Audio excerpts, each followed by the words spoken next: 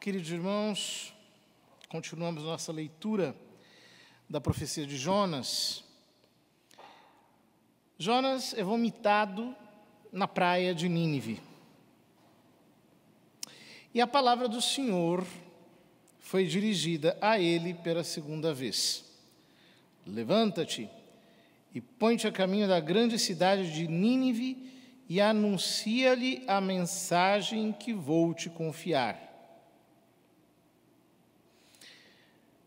Por que Deus faz um novo chamado a Jonas?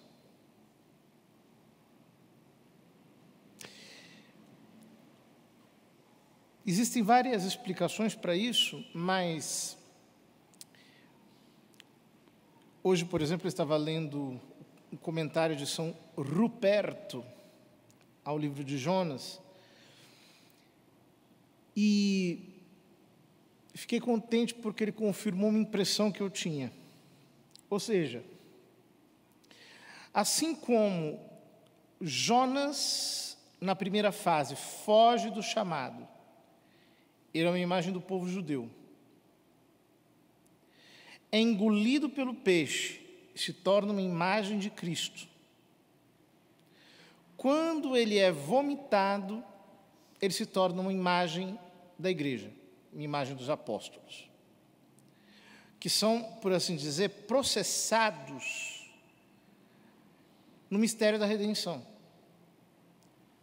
que são deglutidos no mistério de Cristo, morrem com Cristo e ressuscitam com Ele para a vida da graça. Realizam esse processo de morte e ressurreição todos os dias, na medida em que meditam as Escrituras e digerem as Escrituras em sua alma.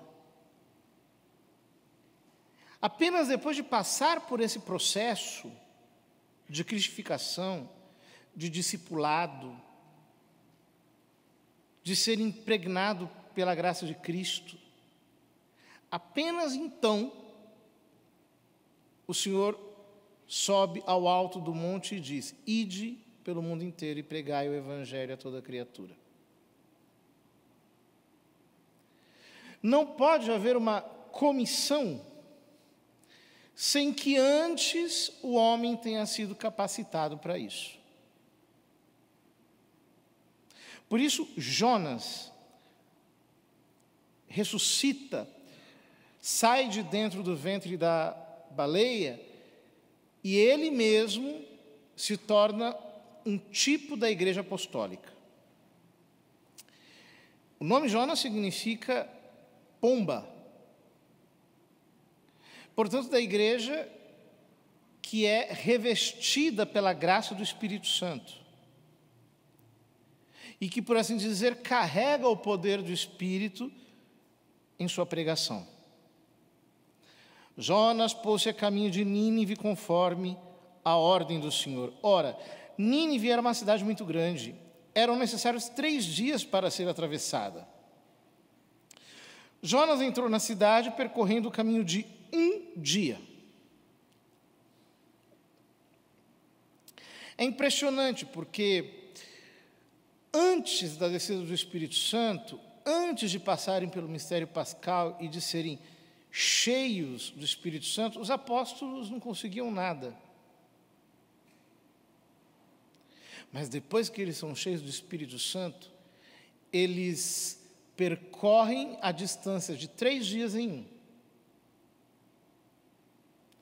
É tudo desproporcional. Jesus mesmo havia dito: vós colheis o que não plantastes. Porque é a graça de Deus que nos precede, pelos méritos infinitos de Cristo. É Ele que realiza a obra da redenção, não somos nós. Nós somos cooperadores. Mas o protagonista é Ele. E por isso o nosso trabalho sempre é desproporcional. Percorrendo um caminho de 1 dia, Jonas pregava ao povo dizendo: ainda 40 dias e Nínive será destruída.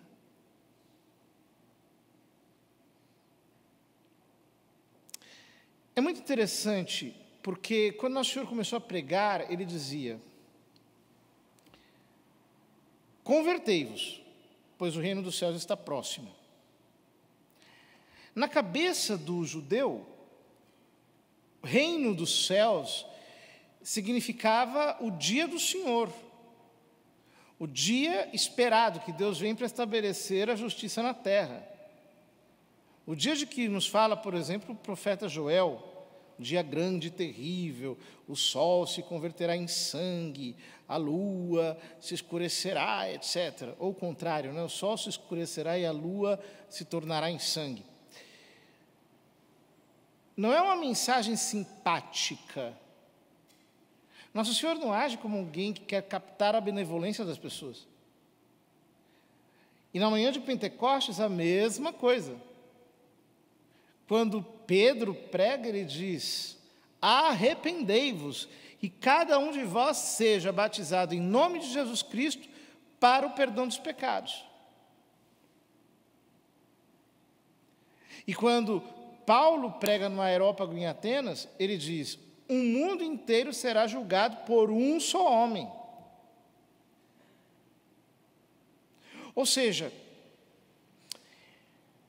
quando o homem é possuído pelo Espírito Santo, e quando ele prega a verdade do Evangelho, ele não precisa se preocupar em ser simpático para atrair clientela nenhuma. Ele abre a boca, prega a verdade e Deus age. A eficácia não vem das nossas técnicas humanas. A eficácia vem da cruz de Jesus Cristo.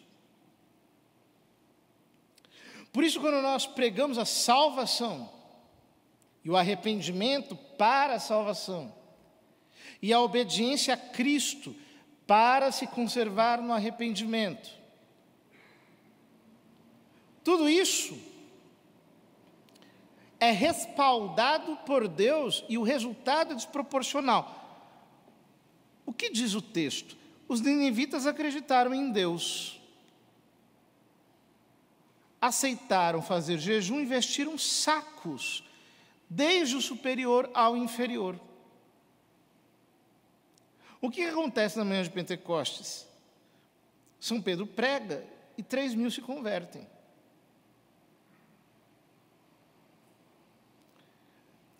O resultado é desproporcional. Essa história inteira está reduzida ao objetivo de uma só frase: os ninivitas acreditaram em Deus. Eles creram, receberam a testificação interior do Espírito Santo. Como diz São Paulo, é o próprio Espírito que testifica ao nosso espírito que somos filhos de Deus. Receberam um arrependimento pelo Espírito Santo, como diz o Senhor. Ele, o Espírito Santo, vos convencerá do pecado, da justiça e do juízo. Seu coração se quebrou. Aceitaram fazer jejum, vestiram sacos, as vestes de penitentes, desde o superior ao inferior. A pregação chegara aos ouvidos do rei de Nínive. Ele se levantou do trono, pôs de lado o manto real, vestiu-se de saco e sentou-se em cima de cinza. O que acontece? Os apóstolos pregaram e os homens foram se convertendo, do superior ao inferior. A conversão foi acontecendo, até que, séculos depois, o imperador do Império Romano se converteu.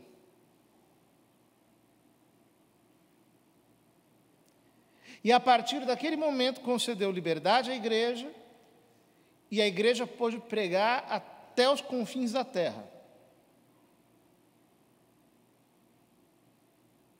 É um absurdo o que alguns protestantes ensinam, que a igreja acabou na época de Constantino, e que Constantino criou o cristianismo. Isso é tudo estupidez. Não tem absolutamente nada de verdade nesse tipo de consideração. Por um só motivo: o evangelho foi crescendo, crescendo, crescendo, crescendo, até que a notícia chegou aos ouvidos do rei, e ele já não tinha mais o que fazer, ele teve que se converter. E ele não apenas deixou de lado o manto real e se vestiu de saco, mas sentou-se em cima de cinza. Por quê? Pelo batismo, todos nós somos iguais. Todos somos filhos de Deus. A água do batismo que santifica o filho do rei é a mesma que santifica o filho do favelado. Isso significa sentar-se sobre cinza. Em seguida, fez proclamar em Nínive, como decreto do rei dos príncipes: homens e animais, bovinos e ovinos, não provarão nada. Veja que coisa impressionante. Homens e animais, bovinos e ovinos. É um jeito de dizer: homens e animais, judeus e pagãos, bovinos e ovinos. Os bois representam os judeus, as ovelhas perdidas representam os pagãos. Ambos não provarão nada, não comerão e não beberão água. Homens e animais se cobrirão de sacos, e os homens rezarão a Deus com força. É exatamente o que acontece nos Atos dos Apóstolos. Primeiro os judeus se convertem, depois os samaritanos, por último os pagãos. E todos começam a orar a Deus com força, ou seja, a partir de um impulso sobrenatural, movidos pela graça, impulsionados pelo evangelho vivo de Deus. Cada um deve afastar-se do mau caminho e de suas práticas perversas. É impressionante a conversão dos primeiros cristãos. Como eles eram transformados de uma maneira miraculosa. De perseguidores se transformavam em apóstolos, de homens pervertidos se transformavam em santos, de pessoas que viviam uma vida de raiva, de ódio, se tornavam discípulos do amor, da docilidade. Deus talvez volte atrás para perdoar-nos e aplacar sua ira, e assim não venhamos a perecer. Eles fazem uma quaresma para não perecer.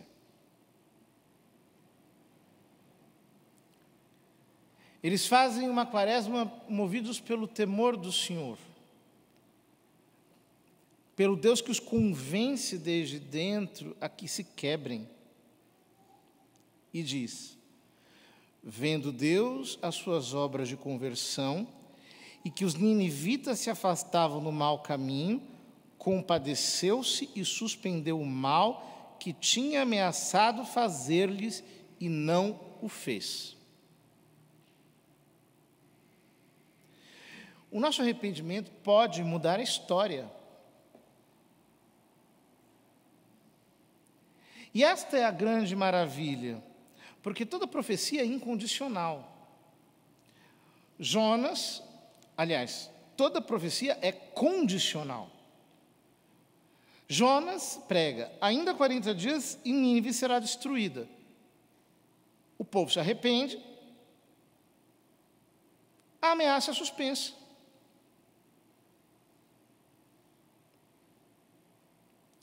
Exatamente o que Nossa Senhora disse em Fátima, por exemplo. Se o mundo não se converter, virá uma guerra pior.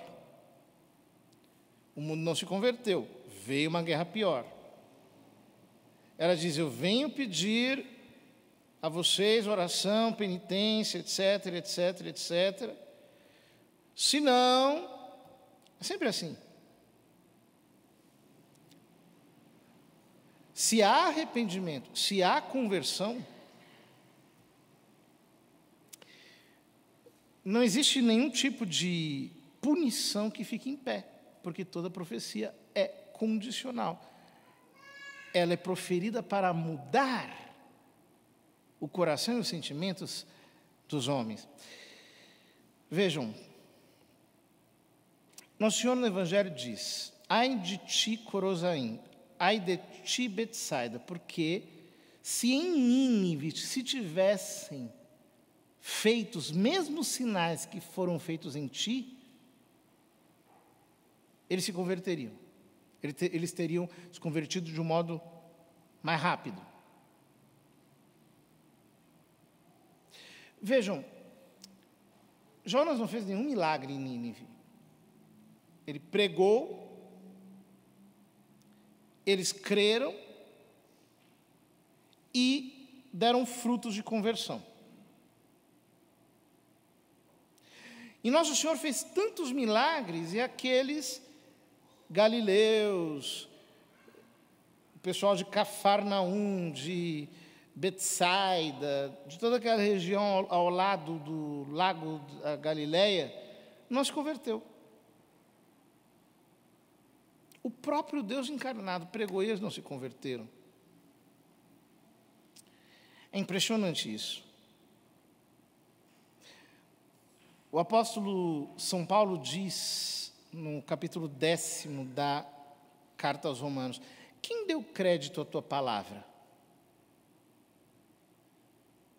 Ele se faz essa pergunta. Por quê? O que acontece? Se nós chegamos aqui fazendo milagres, e hoje em dia tem tanta gente que faz milagre falso, é tanto truque, é tanta sugestão, é uma loucura. As pessoas vão atrás daquilo, mas elas não mudam, elas não se transformam.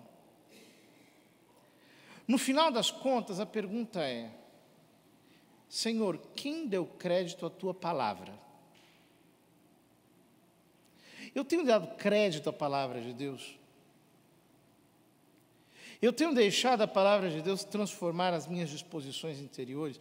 Ou eu sou alguém que assiste Deus agindo, mas sempre me coloco numa posição de indiferença, porque o meu coração não está aberto para a fé sobrenatural? Nós precisamos nos converter. Em primeiro lugar, para depois convertermos os outros. Que o Senhor nos ajude e que, como os ninivitas, nós nos arrependamos das nossas más obras em atenção, mais do que aos milagres, à palavra do Senhor, para que a palavra nos transforme e nos coloque no discipulado de Cristo, sob a iluminação do Espírito Santo.